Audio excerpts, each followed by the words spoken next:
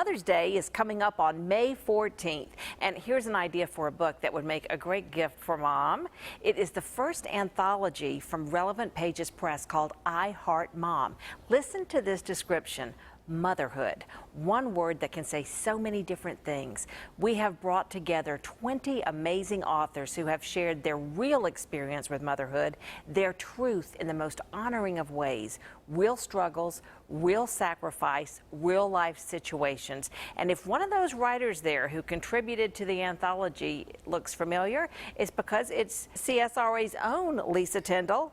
And she may be more familiar to you from her years as Executive Director of Mental Health America of Aiken County. But Lisa's also a mom and a writer, and it's that side of Lisa that brings her here to the program today. First of all, congratulations at being published in this book. Thank you so much, and it's such a joy to be with you. It really is, and this is just a beautiful opportunity. So I'm excited to talk about it. Isn't the timing great though? Yes. Because this show is before Mother's Day. You can order this book, I think, from Amazon. Right. Yeah. Mm-hmm. And you were telling me that this is a story that you wrote that it's real. It is very real. It's brave. It's authentic. I'm afraid I don't know how to write any other way.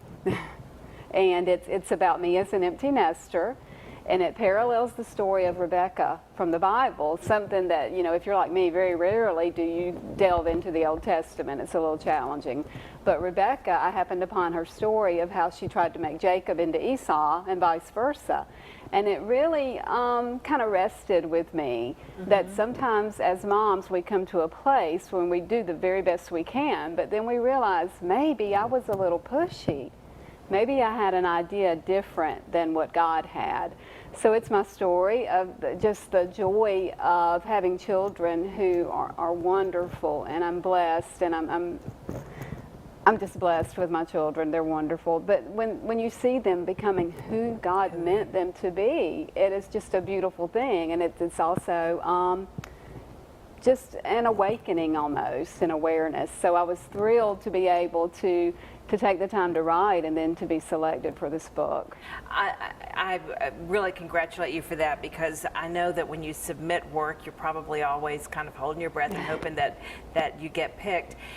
There are mothers of all different ages in this, and that makes it so beautiful, because as you and I were saying, I mean, once you're a mother, you're a mother for life. Exactly. You're a mother in different stages. Exactly. And so I think a lot of that would be about having children, but also maybe being that, child of a mother, and an adult, maybe taking care of an older mom. Yeah, I promise you, if you and I were to talk about my children and your children, we would have things we were like-minded in. And that's the beauty of this book. It's mothers across the age ranges, different things they've struggled with. And my prayer for this book has been that it will land in front of the eyes of some mom who has a similar story to one of the women, one of the moms in the book. Not so much my story, but I am confident there's a story for God in this book for every mom we may know. I love how you talk about that, Lisa, and how you talk about raising your children for who God wanted them to be. Right. I think it's probably really, really hard for a lot of us. We think our kids are making mistakes and we want to push them a certain way, but we have to let them find their path. We do. And I was a single parent for a tiny bit of time, and I'm fortunate, and I've learned this lesson about parenting as a single parent. You raise children who love you tremendously, and you love them back. And sometimes they tend to want to do exactly what you expect, and that's wonderful. We see that as respect, but we also have to let them become the person God planned for them to be, and not get in God's way. What is your favorite little nugget from the book? Oh, wow. I love the story about the mom who has a set of twins and struggled with infertility, and so the twins are a result of an in vitro procedure. And then she has another child, a baby, because that's very similar with my sister who lives down in Savannah. She has a daughter named Ivy Grace, who is a junior in high school, and then she has this rambunctious, handsome, brilliantly smart nephew of mine named Hayes, who came along when Cindy was much older. So I really connected with that story because I had been a part of that. I love the story of the little girl who got picked to be in the spelling bee, and she was just so afraid, She ran home and told her mom, "Oh, I got chosen for the spelling bee, I made it."